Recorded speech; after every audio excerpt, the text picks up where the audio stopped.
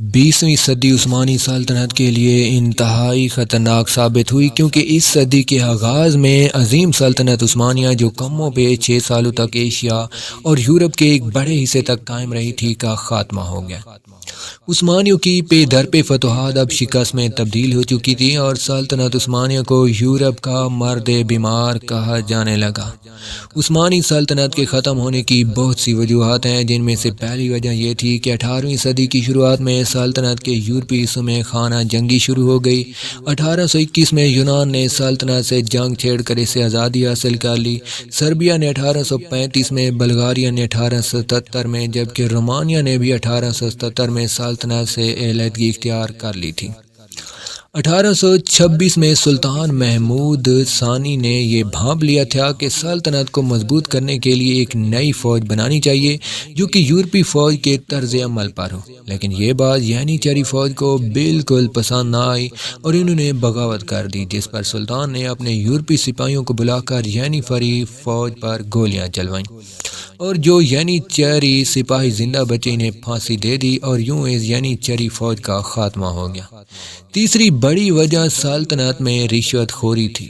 سلطنت میں ہر بڑا عہدہ پیسوں کے عوض بکنے لگا، یہاں تک کہ عدل کا نظام بھی تباہ و برباد ہو کر رہ گیا۔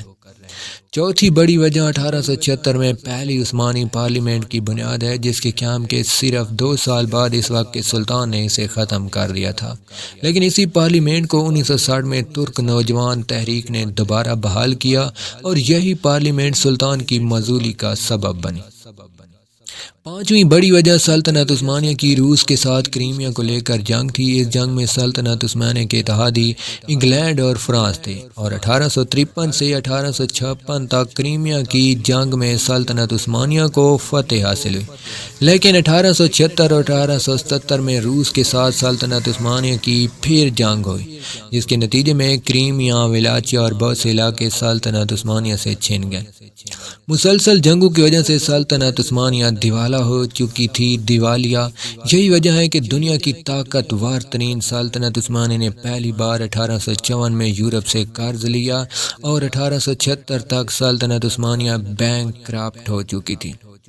اب اس سب سینیریو میں آپ یہ دیکھیں کہ سلطنت کی معیشت مسلسل جنگوں کی وجہ سے کمزور ہو رہی تھی، اور سلطنت عثمانیہ کے بہت سے علاقے دشمن فتح کر رہے تھے، تو ایسے میں سلطان عبد المجید خان نے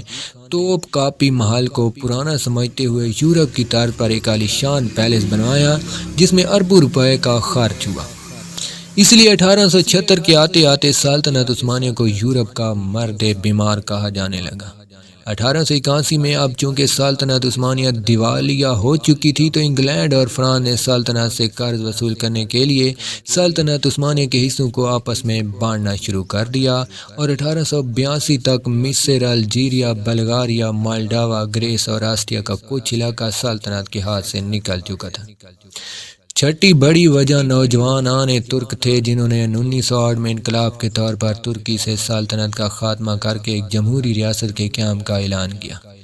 سلطان کو مجبوراً 1876 میں ختم کی ہوئی پارلیمنٹ کو دوبارہ بحال کرنا پڑا، جس کے بعد سلطان کے اختیارات ختم ہو گئے اور سلطان صرف نام کے ہی سلطان رہ گئے۔ ساتویں بڑی وجہ 1912 اور 1913 میں ہونے والی بالکنز جنگیں تھی، جس میں سلطنت عثمانیہ کو شکست ہوئی، اور بالکنز ریاستوں نے سلطنت عثمانیہ سے مکمل آزادی حاصل کر لی۔ 1912 کے دوران ہی پہلی جنگ عظیم کے آثار نظر آنے لگے، اور آخر پر سلطنت عثمانیہ کی تابوت میں آخری کیل پہلی جنگ عظیم ثابت ہوئی۔ اس جنگ میں سلطنت عثمانیہ نے جرمنی، آسٹریا، ہنگری اور